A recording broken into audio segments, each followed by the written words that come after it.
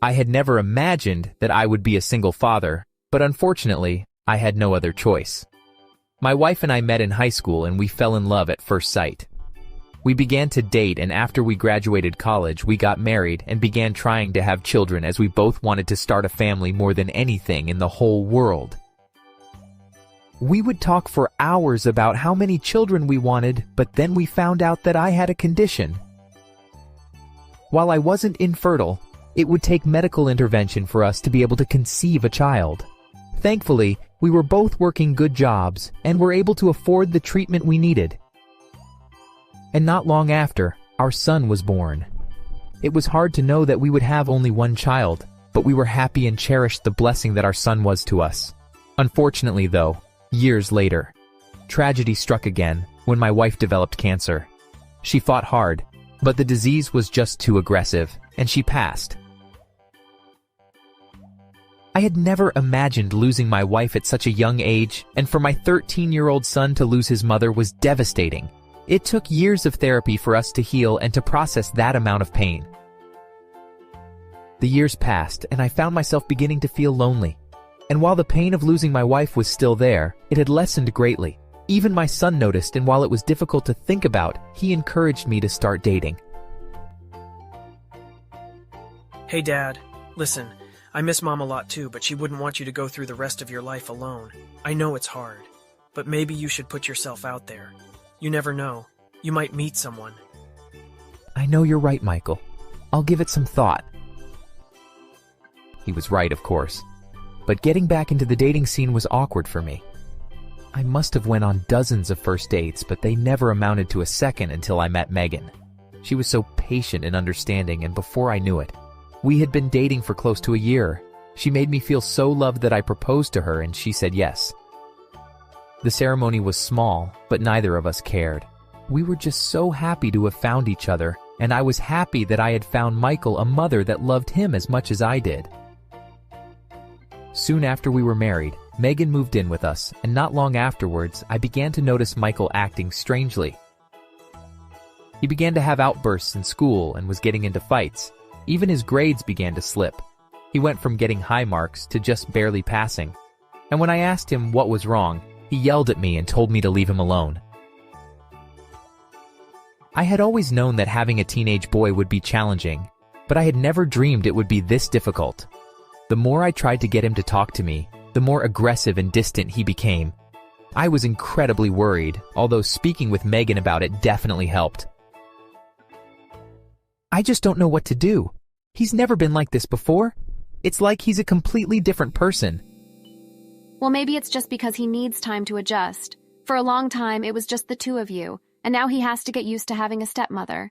Give him time. I'm sure he'll come around. You're probably right. It's just really hard seeing him go through this. I hadn't considered that the reason he was acting out was because of Megan, but it did make a lot of sense. And so I trusted that given enough time and love, that things would sort themselves out. But as the weeks went by, his behavior only worsened.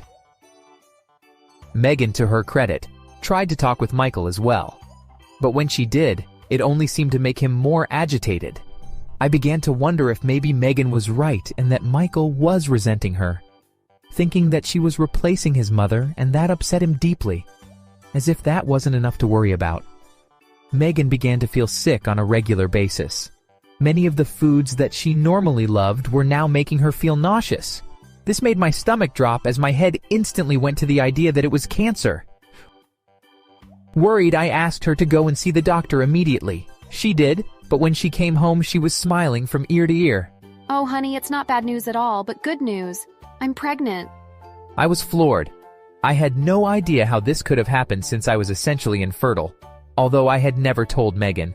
After all, we were both older, and I assumed that she wasn't interested in having children. I couldn't help but think that my new wife had cheated on me. My world was spinning. I had no idea what to make of all of this, between my son acting erratically and my wife being pregnant. I didn't know if I could handle any more surprises. I chose to not say anything about my infertility to my wife, and instead pretended to be happy and excited while on the inside, I made plans to find out the truth. I placed an app on her phone so that I could see who she was calling and texting, but after a week of checking her phone and following her whenever she drove somewhere, I didn't see her go anywhere strange or even meet up with anyone. Her only texts were to her parents, my son and myself, although the app didn't allow me to see what the messages said. 2 months into her pregnancy, though, she came home crying and told Michael and I that she had had a miscarriage and lost the baby. I didn't know how to feel. After all, I was certain that it wasn't my child, but I also had no idea who the father was. I didn't know how to feel. That is until I noticed Michael crying even more than Megan was. It's going to be okay, Michael. This is a tragedy, but Megan is going to be okay. We're not going to lose her.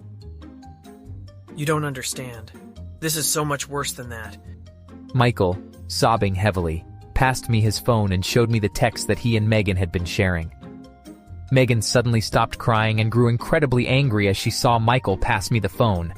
Confused, I looked down at it and began to read. There were several inappropriate texts sent from Megan to Michael. There were images of her wearing nothing at all.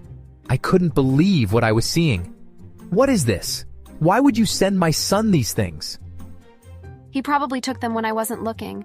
Your son is a peeping Tom. She's lying, Dad.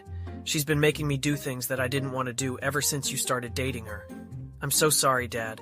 I truly didn't want to. But she told me that if I said anything, that you would send me away to military school and I would never see you again. My heart was breaking seeing Michael this upset, but now it all made sense. My son had only been acting out because he didn't know how to process what this adult woman was doing to him. He was being abused, and he didn't know how to handle this very difficult situation, and was reacting in the only way he could think of. How could you do this to my son? Was the baby his? Without responding, Megan quickly turned and ran out the door and drove off so quickly that she almost got into a car accident leaving our driveway. I was shocked, but I knew that my son needed me, and I instantly went over to comfort him. I couldn't believe it. On the one hand, I was furious that my new wife would hurt my family in such a terrible way, but I was even more angry at myself for bringing her into our family to begin with. I hated myself for putting my son in such a terrible situation. It took years before both of us felt well enough to say that we had healed from this latest trauma, but after a lot of therapy, I am happy to say that we have never been closer. It wasn't easy, of course, but I'm thrilled to say that despite all that my son has gone through, that he is married with children of his own, and being a grandfather makes me happier than I could ever imagine. I do get lonely from time to time, but I fill my free time with hobbies and spending time with my grandsons, and I do feel fulfilled. As for Megan, well, she didn't get very far. After she left, I requested that the baby she miscarried be tested, and we found out that my son was indeed the father. With that evidence, I went to the police and charged her with child abuse and sexual assault. Sadly, it did take the police a couple of years to track her down, but once they did, she was charged and is still in prison to this day. It turned out that my son wasn't her first victim, and upon hearing what she had done, the judge that presided over her case had given her the maximum penalty for her crimes. After she had been caught, my son and I sued her for emotional pain and suffering, and were surprised to be awarded over $50,000 each for what she did. Even though she had been on the run after she fled our house, she had been busy working and had made a great deal of money since then. The money, of course, couldn't undo the pain that she had done to us, but it did help to make our lives a little easier. Although I put my share of the money aside, and thanks to some good investments, I am happy to say that my grandsons are going to be receiving enough money to buy themselves their first homes when they are old enough. Thanks for watching.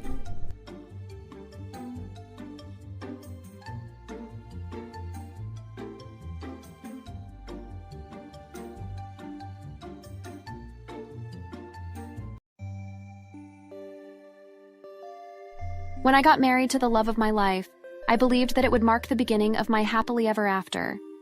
5 years later, now I see how wrong I was. Hi, my name is Alyssa, and recently my life has been in complete shambles. It all started last year when I became pregnant with my husband, Marcus's child. The pregnancy had left me sick in bed for a few days, and during this time, I discovered a side of him I never would have even thought could exist. What made it worse was that I had never felt as vulnerable in my whole life as I did at that time. He would check in on me twice a day, which I hadn't thought much of since I assumed he didn't want to get sick as well. But I had noticed that he'd get home later than normal on many days during that time. He always covered for himself by giving me excuses about needing to stay to get overtime at work.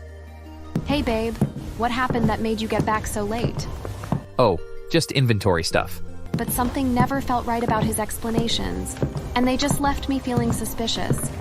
I could tell something was off by the tone of his voice, but I usually disregarded these feelings, as I just thought that maybe it was just hormones making me feel crazy. Until one day I had decided I'd had enough.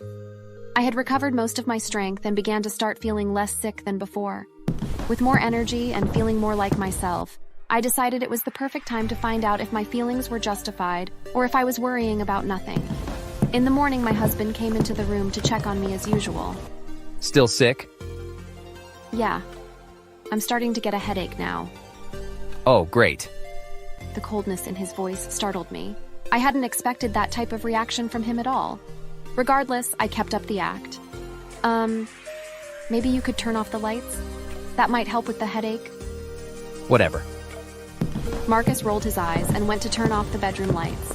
I had never seen him be so dismissive and rude towards me in all of our years of being together. To me, this proved that there had to be something going on that he wasn't telling me. I simply smiled and thanked him while he just walked out the door. I waited a few minutes before moving. I wanted to be absolutely sure he had left the house before doing anything, so there'd be no way of me getting caught. Once I was positive he had left, I began to carefully get out of bed and sneak outside. Making sure nobody was around to see me, I continued walking all the way to the coffee shop Marcus worked at.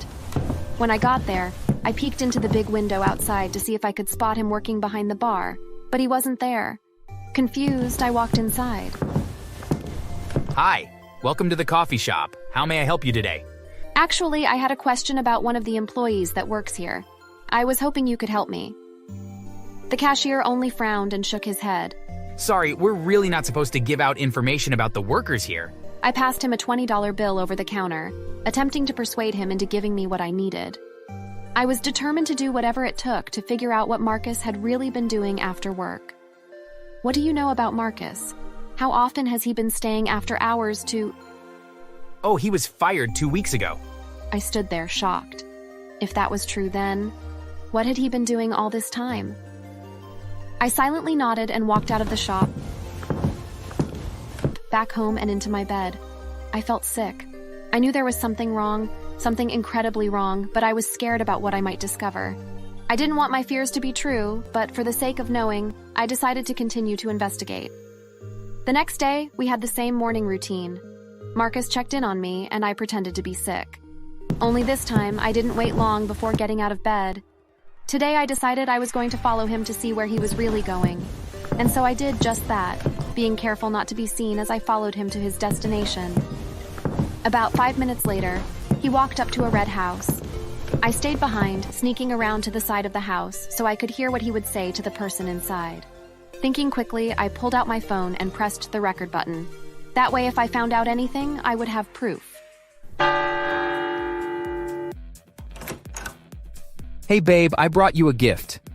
Wow, a Gucci bag. I thought you said you were fired. Took some money out of a spare savings account. Anything for the most beautiful person ever. Oh, Mark, you can't stay here today. My boyfriend is coming home from work early. Are you sure? I won't stay that long today. We can make it a quick... I'm sure, Mark. I'm sorry, but he's going to be home really early, and I can't risk him finding out. He won't find out. I heard a small gasp from the girl Marcus had been talking to. I peered around the corner to see what was going on, only to find he had grabbed her arm and started trying to force his way inside the house. I made sure I had recorded all of it before sneaking away, scared of what would happen next. Once home again, I tried to process everything that had happened. Clearly, he was cheating on me with that girl, but where had he gotten the money to buy her such an expensive gift?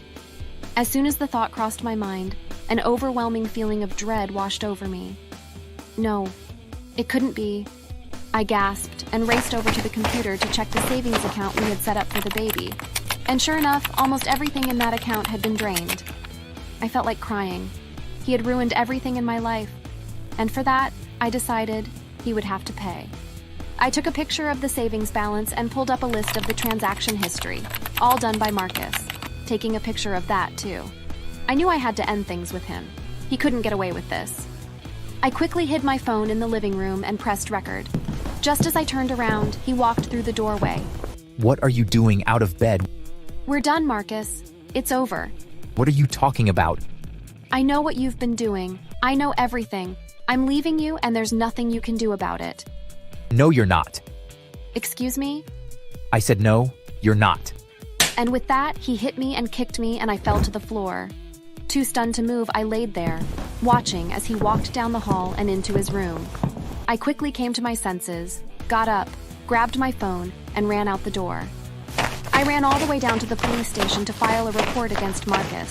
I have all the evidence here on my phone. Multiple videos of what he's done and pictures of our bank account he took money from. Upon examining the videos, the police quickly took Marcus into custody. They caught him trying to drive away from the house, but quickly apprehended him. There was no doubt of what he did, and yet he still claimed that he was innocent during the trial. During a recess at the trial, he walked by me, threatening me under his breath. I'm gonna get out of here, and when I do, you'll be sorry. The rest of the trial continued, and Marcus was found guilty of grand theft for stealing more than $12,000 from the account, as well as assault for hitting and kicking me and shoving the other girl. He was charged with 5 years in prison, which was more than enough time for me to take everything and move to a different state.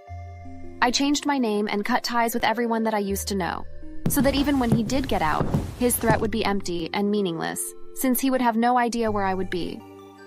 As for the baby, he was healthy and born a few months later with no complications. Of course, he would never know who his father was, for I feared what he would think if he ever found out what his father had done. But now, we live a normal life, or as close to one as we can. I've since moved on and have been happier than ever in our new home. Maybe one day I'll find someone new, but for now, I'm happy with the way things are. Thanks for watching.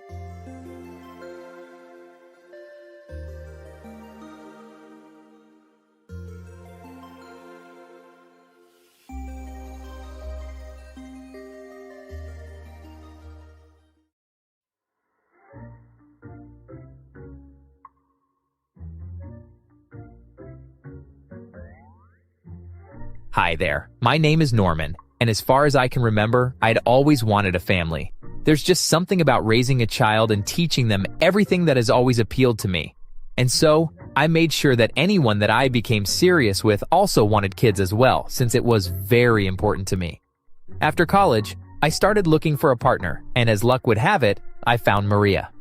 We met at a party that a mutual friend was throwing, and we hit it off right away. Everything just felt better when she was around. The air was sweeter, and I felt happier than I ever had before. We started dating soon after that, and for the first few months, things were a bit strained. Maria lived a few hours away by train, which made getting together for dates a bit difficult, but we made it work. We would call each other almost every day and talk for hours on the phone when we couldn't see each other. It wasn't the same, of course, but it was the next best thing. When we would see each other in person, she would always come and visit me as she lived in a small apartment with her brother. And she had always told me that it would be awkward to go and sleep at her place, knowing that her brother was in the next room. I didn't mind, of course, since I wasn't a fan of traveling, and if she wanted to come and see me, then all the better, really. This went on for a few months until I couldn't take spending so much time apart. With as much money as I could spare, I bought an engagement ring, and when she came into town again, I surprised her by taking her to our favorite restaurant. Halfway through the meal, I got down on one knee and proposed to her. She burst into tears on the spot and wouldn't stop crying. I was so confused. I had been sure that this would have gone so much better, and that she would have said yes, and so I tried to console her. Maria, my love, I don't understand. I thought that you wanted to marry me. Oh, Norman, of course I do. But I have a secret that might make you angry. What's the secret? Maria, what's wrong? Last time I came to visit you, I went home and soon after began to be sick in the morning. And so I took a test and I'm pregnant. But we've been using condoms. How did this happen? I don't know, but I'm pregnant. One of them must have been defective. Honestly, it's not ideal, but I've always wanted to be a father, so I'm actually really happy. So the question still stands. Will you marry me and start a family with me? She instantly stopped crying and was beaming from ear to ear with excitement. Of course I will. A few months later, we had a small ceremony and were married. We wanted to have it before Maria really started showing. Some months after that, she gave birth to our first child, a boy that we named Ben. Holding him in my arms, I felt truly happy. He was such a handsome little guy, although I was confused why he had such blonde hair, since both my wife and I had black hair. For that matter, there wasn't anyone in either of our families that had blonde hair, but I just chalked it up to someone in my family tree that I didn't know about having blonde hair. It could be a recessive gene. I remember watching Ben learn how to walk and then ride a bicycle. When he was around 2, Maria took a job that required her to travel. And for the first time in a few years, our relationship felt like it did when we first started dating and lived so far apart. Just as before, we made a point to constantly call one another, and when she was home, we made the most of our time together. Soon after she started her new job, she came and told me that she was once again pregnant. I couldn't believe it. Not only did I have my son, but now I would have a second child to help raise and to watch as they explored and discovered the world. I was elated at the thought of our family expanding. Sometime later, Maria gave birth to our second son, Patrick. He too had the same bright yellow blonde hair that his brother had, but once again, I just assumed that it was normal genetics. That is until one day I heard a loud banging on my door. Hey, Maria, open up.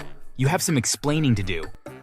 I rushed to the door and swung it open to see a man my age furiously standing in front of me. He was about my height and he had blonde hair.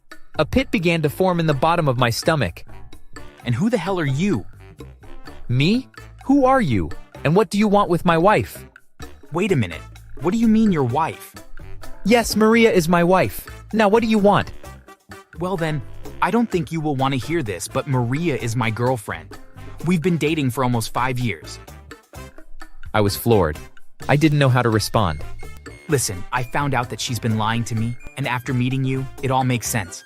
She told me that she had lost both babies. But then I found out that she's been lying to me, and that she didn't have miscarriages. It was hard to breathe suddenly, but I knew that he was speaking the truth. I led him inside and took him to speak to Maria, who was in the kitchen. I instantly knew that she had never lived with her brother, but had been living with Michael. That was why she never wanted me to go visit her when we were dating. Maria, what the hell has been going on? Is what this man saying true? Are our sons even my kids? The look of panic on Maria's face spoke volumes, but she didn't say anything. Michael began to scream at her about how hurt he felt once he found out that she had been lying all these years. For me, I just couldn't believe it. It was easier for me to go upstairs and quickly pack a bag and then leave and head to a hotel. I could sympathize with Michael feeling hurt, but I was devastated. There was a chance that my sons weren't even my kids. It felt like the one thing that I'd always wanted in life was being taken away from me. A few days later, we had a paternity test done, and just as I had feared, neither of my boys were mine. I should have known, but Maria had been so convincing. Once the truth came out, Maria finally opened up and told Michael and me the truth.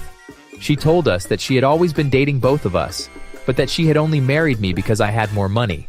But then when she found out she was pregnant, she told Michael that she had lost the baby while she told me that it was mine. She knew that Michael would never be able to support her and her children financially the way that I could. So she kept the lie going even after she got pregnant the second time. Enraged, I filed for a divorce immediately and pushed to get sole custody of our sons.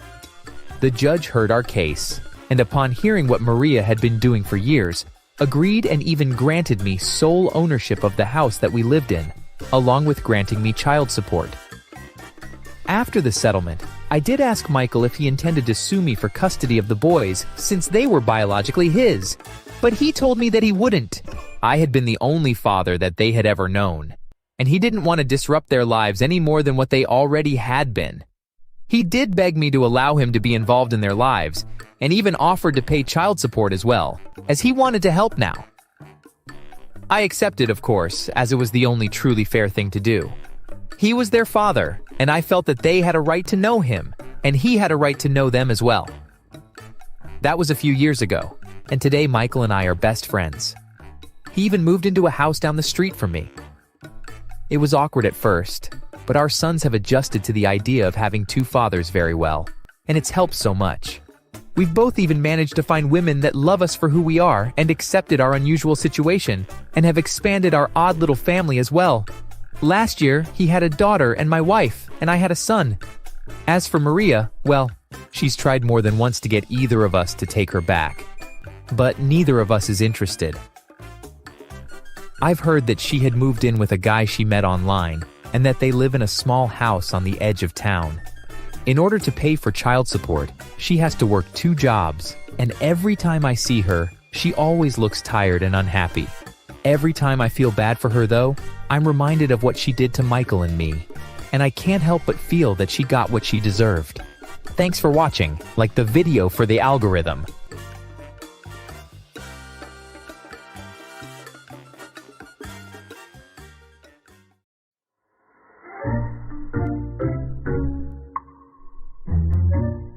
I'm Rose.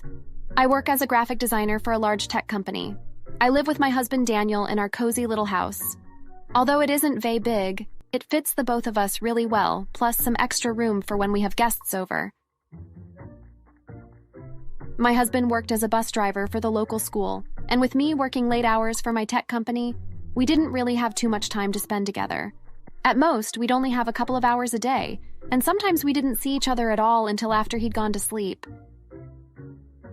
I felt sort of bad about it, but there wasn't much I could do. Living on opposite shifts did make things difficult at times. That is, until COVID hit.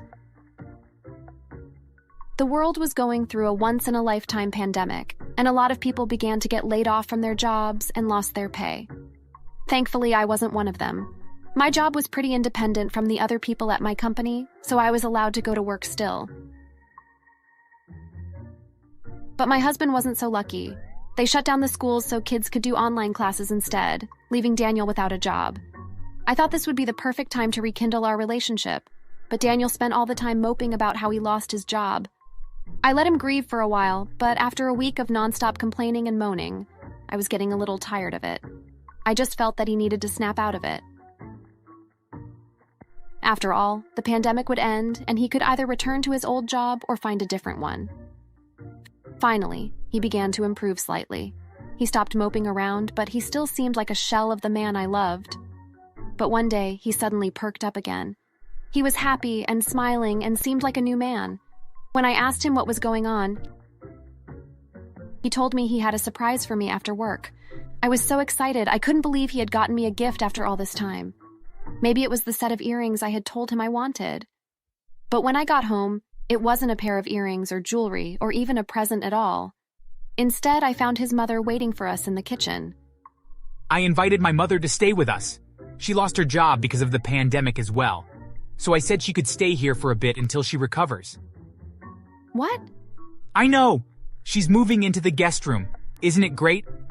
I tried to be supportive and loving to my husband, but I couldn't believe he had made such a big decision without even consulting me, especially during a unique situation as a pandemic. I'd met his mother a few times before this, and she'd always been kind to me, but it was something entirely different for her to move in like this. After all, our home was small, and I had no way of knowing if she would mesh well with our lifestyle. In the end, I decided for the sake of our marriage that she could stay. Boy, would I ever regret that decision. The next few days, things went well. Daniel was happy again, and I was off to work, and my mother-in-law was happily situated in our guest room. But soon, she began to make weird comments to me like, "Why aren't the dishes done yet?" Or, "Why is my son's room so messy? Haven't you cleaned it yet?" Finally, after a few days of this, I got tired of it, so I explained to her that Daniel and I split the chores. He cleans up half of the time, and I do it the other half. On my nights, the house is always spotless, but Daniel's room is always a mess. He rarely cleans up after himself, but as long as it doesn't bother me, then I don't clean it up for him. But then I began to notice an attitude shift in Daniel. He began to act cruel to me and started demanding more of me even after work. I was fine doing my fair share of the chores around the house, but he was making me do his chores as well. I wondered what got into him until I heard his mother talking to him. You can't let her take advantage of you like this. She's the woman of the house, so she's the one that should be doing the chores around here, not my poor baby. She's working you to death. She actually still believed all of that?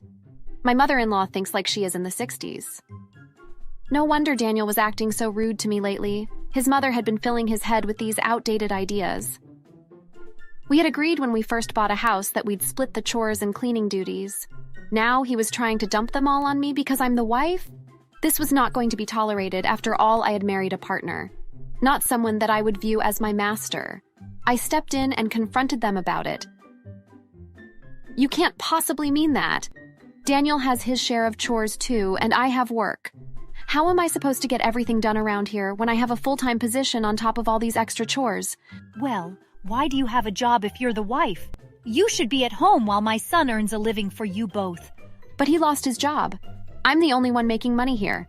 Daniel, say something. I think she's right. You should submit to me and stay home and clean the house. After all, I'm the man of the house, and it's my duty to go and earn the money here. My spineless, lazy husband was siding with his mother over me. What a rat! I was boiling with rage at both of them. Over the next few days, the arguments got worse between his mother and I.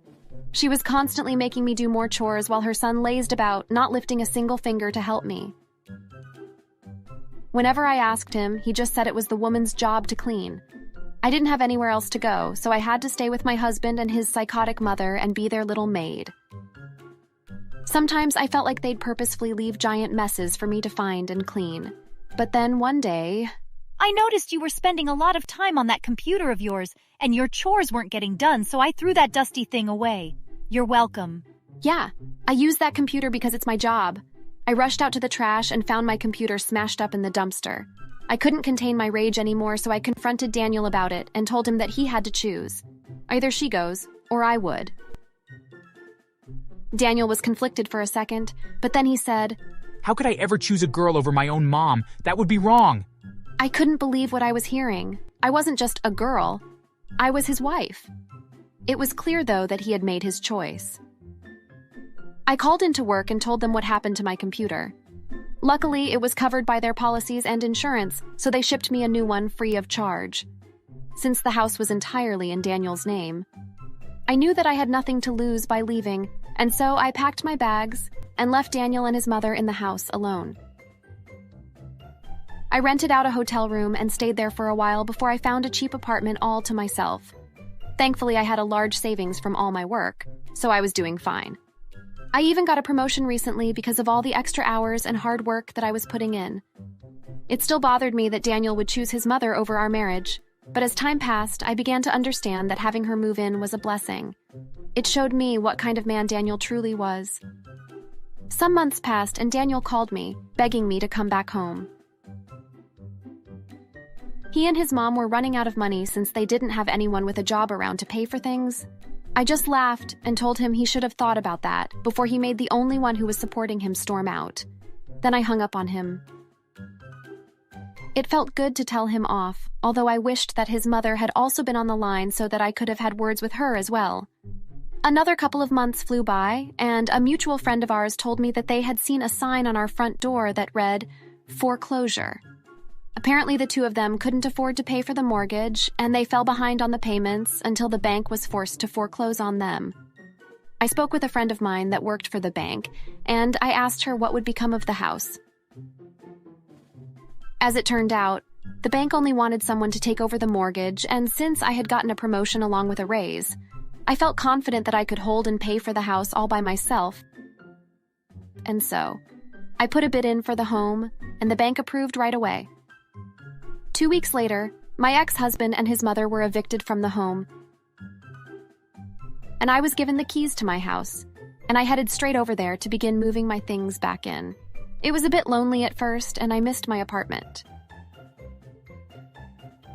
But having the whole house to myself was amazing. I don't know if he realizes that I was the one that bought the house from the bank, and I don't particularly care. I'm just enjoying being back in my house. Maybe one day he'll come crawling back to me. But if he thinks that I'll take him back, now that I've seen who he truly is. Then he will be in for a rude awakening when I slam the door in his face. Thanks for watching. Please like the video for the algorithm.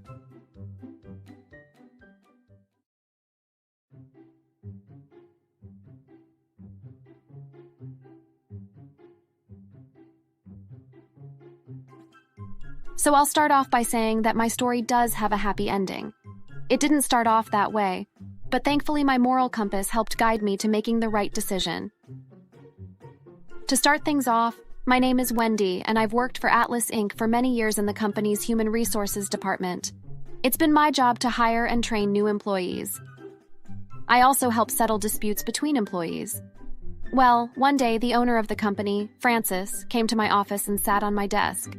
He was always being a bit too forward like that, and while it did make me uncomfortable, I knew that it was fairly harmless as it never amounted to more than just light flirting.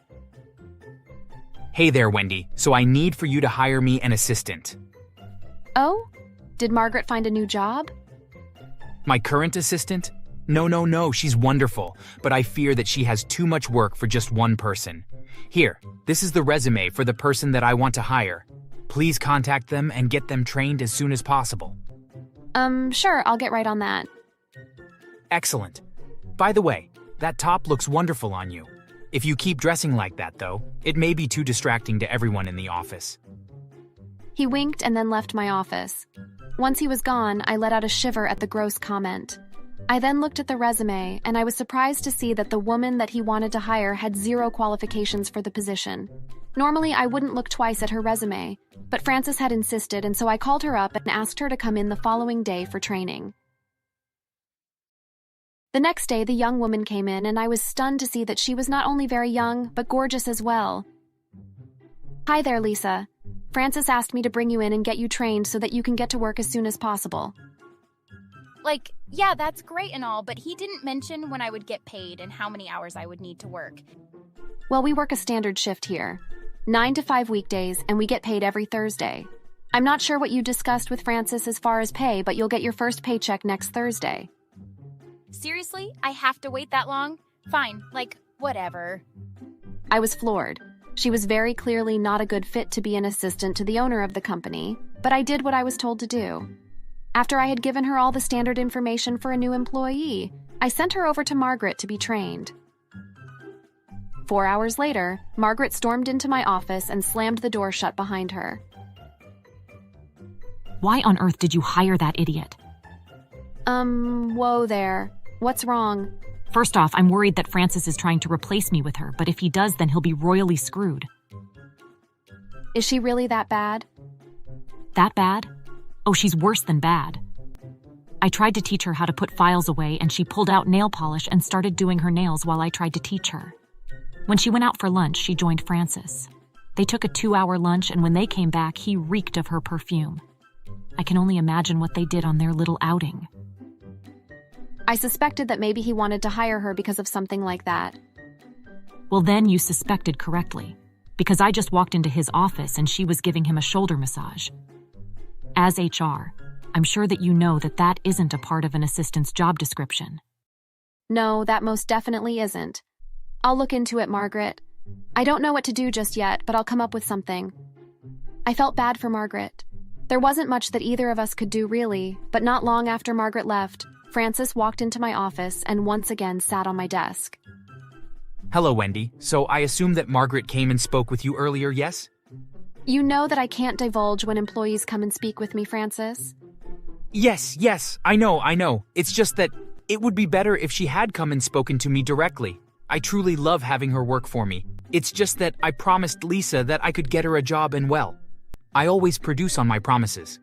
I could tell by the way that he was looking at me that he could tell that I was uncomfortable. As if it wouldn't make things worse, though, he reached out and gripped my knee and began rubbing it.